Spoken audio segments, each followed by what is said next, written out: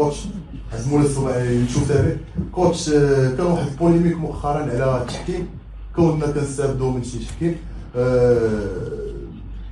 هادشي كله يعني الا شفنا المقابله الاخيره جوج ديال ضربات الجزاء ديالنا وحده اللقطه ديال زلزولي واللقطه الثانيه ديال سيباري ما خديناش فيهم ضربات جزاء والاحصائيات اللي خرجوا يوم امس كلشي شافهم. ثاني منتخب حنا كنظلموا من التحكيم وبالتالي هذا ولا عندنا مشكل. مقابله كبيره بحال نصف النهائي امام نيجيريا فكنظن بلي يعني منو يعني ما خاصناش اخطاء تحكيميه. فسي وليد كيفاش كيعلق على هذه المساله هذه؟ شكرا. Non, sur les polémiques sur l'arbitrage, déjà c'est toujours dommage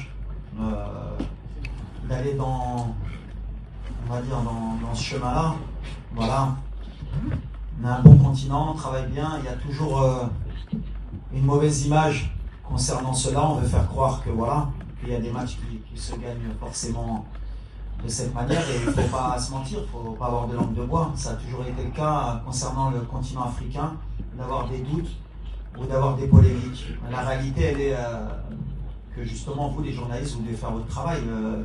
Un pénalty est sifflé d'une manière dans un match, il n'est pas sifflé d'une autre manière dans un match, une main est sifflée et pas sifflée. Moi, je regarde tous les matchs, puisqu'on a beaucoup de joueurs aussi qui jouent en Europe, c'est les mêmes polémiques partout, que ce soit en Afrique ou en Europe. Juste on veut un peu agrandir cela sur notre continent. Moi, je serai toujours un défenseur du continent africain et je partirai toujours avec l'idée que tout le monde essaye de faire de son bien. Comme tu l'as dit, on a été lésés nous aussi depuis le début de la compétition. C'est par exemple le penalty contre la Tanzanie où tout le monde a essayé de faire croire qu'il y a un penalty parce qu'il y a un joueur qui fait 20 kg, il y en a un autre qui fait 120 kg en Angleterre, jamais ça siffle. Mais quand Bilal Akhanous il est poussé dans la surface contre le Mali, il n'y a personne qui dit qu'il y a penalty.